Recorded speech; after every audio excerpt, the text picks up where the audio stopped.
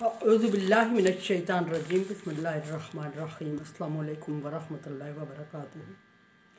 सूरह मोमिनून है मेरे सामने और सूरह मोमिनून की आयत नंबर 28 है, पारा नंबर 18 है और रुकू नंबर 2 है।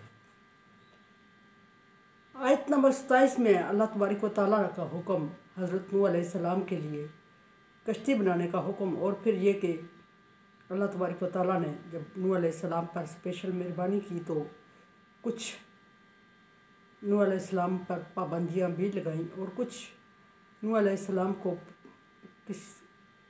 किसी हद तक कुछ बातों में ममानियत भी इसमें हुई। मसलन वला तुखातिबनी फिल्लज़ीना ज़लमू के ज़ालिमों के बारे में सिफारिश नहीं करना। हाँ, ज़ालिम से मुराद यहाँ दीन को कबूल ना करने वाला, मज़हब नूह को कबूल ना करने वाला ज़ालिम, जिनमें नूह अलैहिस्सलाम का बेटा भी शामिल था। अब फिर ये वार्निंग भी कि ना मानने वालों को गर्क किया जाएगा, वो गर्क होने वाले हैं। देखते हैं कि आयत नंबर 28 में क्या अल्लाह तबारक व तआला फरमा रहे हैं और किन लोगों से ख़ताब। नूह अलैहिस्सलाम को हदायत जारी हैं।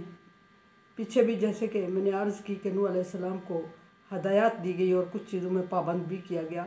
यहाँ भी आगे नूह अलैहिस्सलाम को हुक्म दिया जा रहा है, फ़ाइज़स तवैता अंत व मन माअका अलल फुल्क, जब आप लोग नूह अलैहिस्सलाम, जब आप और आपके साथी, आपके मानने वाले कश्ती पर सवार हो जाएं तो फिर क्या कहें।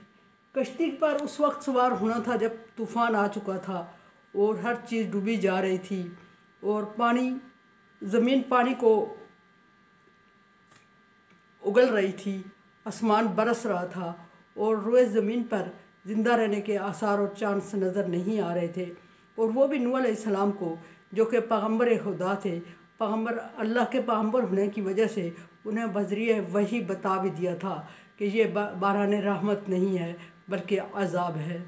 और नूह अलैहिस्सलाम को समझ आ गई थी।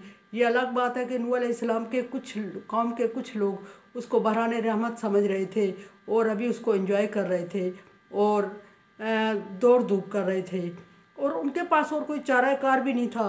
पानी इंसान के सर से ऊपर हुआ जा रहा था और कहीं जा भी नहीं सकते थे, लेकिन उन्हें यह भी अंदाज़ा नहीं था कि ये अल्लाह का अज़ाब है और यह हमारी नाफरमानी की वजह से है, जब नूह अलैहिस्सलाम को बखूबी इल्म था।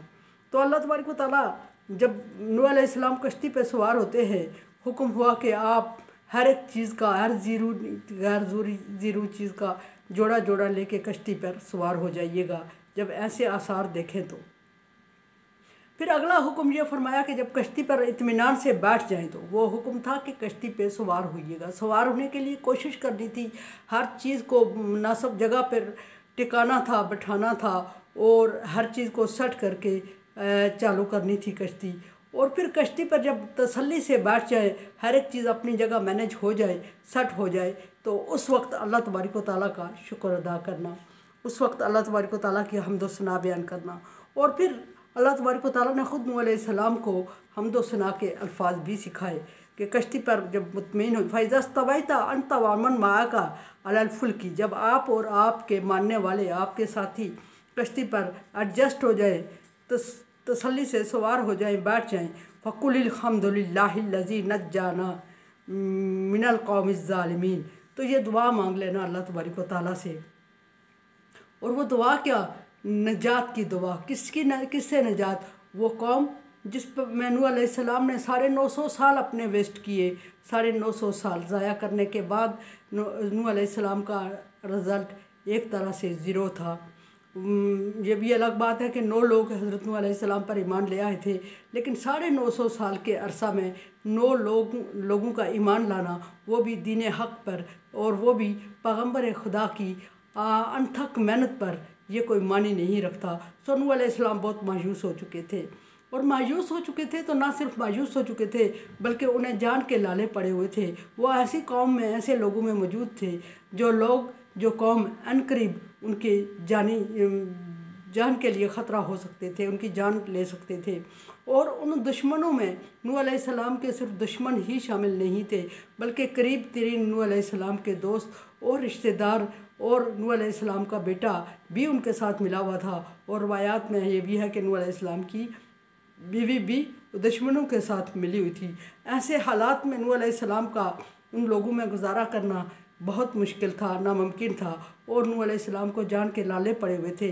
और चंद लोग जो नूह अलैहिस्सलाम को मानते थे, जो नूह अलैहिस्सलाम पर ईमान लाए थे, वो भी इंतहाई मुश्किल में थे और ईमान लाने की वजह से मुश्किलात का सामना कर रहे थे और उन्हें कोई रास्ता नज़र नहीं आ रहा था। जब अल्लाह तबारक व तआला ने उनको रास्ता दिखाया तो उन्होंने अल्लाह तबारक व तआला का शुक्र तो अदा करना था, लेकिन अल्लाह तबारक व तआला ने यह अल्फाज खुद सिखा दिए, मनपसंद अल्फाज अल्लाह तबारक व तआला ने नूह अलैहिस्सलाम को सिखाए। और ये वही अल्फाज हैं जो अल्लाह तबारक व तआला ने नबी सल्लल्लाहु अलैहि वसल्लम पर भी बज़रिए वही उतारे। फरमाया कि जब कश्ती पे मुतमईन हो जाओ, तसल्ली से बैठ जाओ, एडजस्ट हो जाओ, तो कहना कि अल्हम्दुलिल्लाहिल्लज़ी नज्जाना, तमाम तारीफ़ें उस अल्लाह की हैं जिसने हमें ज़ालिम कौम से निजात दी, मिन कौम ज़ालिमीन मिनल कौम ज़ालिमीन, ज़ालिम कौम से निजात दी। इसमें एक चीज़ ये भी सामने आती है, वाज़ेह होती है कि कोई इंसान बाइख्तियार नहीं होता। अगर कोई बाइख्तियार होता तो नूह अलैहिस्सलाम जो कि उन लोगों के दरमियान, उन लोगों के निर्गे में थे जो लोग अल्लाह के दीन को नहीं मानते थे। और नूह अलैहिस्सलाम अल्लाह के दीन को लेके आए थे, पैगंबर थे और अल्लाह के दीन की दावत दे रहे थे, तबलीग कर रहे थे। लेकिन उसके तबलीग की वजह से, उस दावत की वजह से ही नूह अलैहिस्सलाम की जान को ख़तरा लाहक था और नूह अलैहिस्सलाम अपने आप को बचाने के नाकाम थे उन लोगों से। पैगाम हक़ तो मनवा नहीं सके, लेकिन मनवाना उनके बस की बात भी नहीं थी, क्योंकि अल्लाह तबारक व तआला ने फरमाया कि जो मैं आपकी ज़िम्मेदारी पैगाम पहुँचाना है, मनवाना हमारी ज़िम्मेदारी है। ये अल्लाह तबारक व तआला ने हर एक पैगम्बर को वही की और ये वही हज़रत नूह अलैहिस्सलाम को भी डेफिनेटली हुई। वो मनवा नहीं सकते थे, लेकिन अपने आप को भी बचाने में नाकाम थे। तो अल्लाह तबारक व तआला ने नूह अलैहिस्सलाम को ये अल्फाज सिखाए कि ऐसा न हो कि नूह अलैहिस्सलाम के मानने वालों में ये गुरूर और ये तकब्बर आ जाए कि नूह अलैहिस्सलाम बहुत पाँचे हुए और इनके तजर्बे की वजह से, इनकी प्लानिंग की वजह से और इनके इल्म की वजह से, इनकी ताकत की वजह से हम दुश्मन के निर्गे से निकल आए। अल्लाह तबारक व तआला के साथ शिरक न करना शुरू कर दें, नूह अलैहिस्सलाम को कारसाज न समझ लें। और नूह अलैहिस्सलाम को अल्लाह तबारक व तआला ने फरमाया कि जब कश्ती पे सवार हो जाओ और तसल्ली हो जाए कि आपकी कश्ती रवाना हो चुकी है, तो उस खुदा की तारीफ़ कर लेना जिसने तुम्हें दुश्मनों से निजात दी और ज़ालिम दुश्मनों से। और ये ऐसा ना हो कि नूह अलैहिस्सलाम के दोस्त नूह अलैहिस्सलाम को समझ लें निजात दहिंदा, तो फिर ये शिर्क अजीम हो जाएगा। और नूह अलैहिस्सलाम का कौम के सामने कसूर भी यही था कि आपने रद्द शिर्क की तरफ लोगों को मुतवज्जा करने की कोशिश की और तौहीद बारी ताला की तरफ मुतवज्जा किया। और अगर नूह अलैहिस्सलाम के मानने वाले उस वक्त गलतफहमी में पड़ जाते कि नूह अलैहिस्सलाम की ने हमें निजात दिलाई या नूह अलैहिस्सलाम के तजर्बे या प्लानिंग या तदबीर की वजह से हमें निजात हुई या ताकत रखते हैं नूह अलैहिस्सलाम दुश्मनों से निजात लेने में, नूह अलैहिस्सलाम निजात दाहिंदा है, तो फिर दूसरी एक शिर्क को जिसको तर्क करने का नूह अलैहिस्सलाम हुक्म दे रहे थे, वही शिर्क दूसरी सूरत में नूह अलैहिस्सलाम के मानने वाले शुरू कर देते। अल कुरान चैनल सोचे समझे और सब्सक्राइब करें, देखें और ताउन करें मेरे साथ। अल्लाह।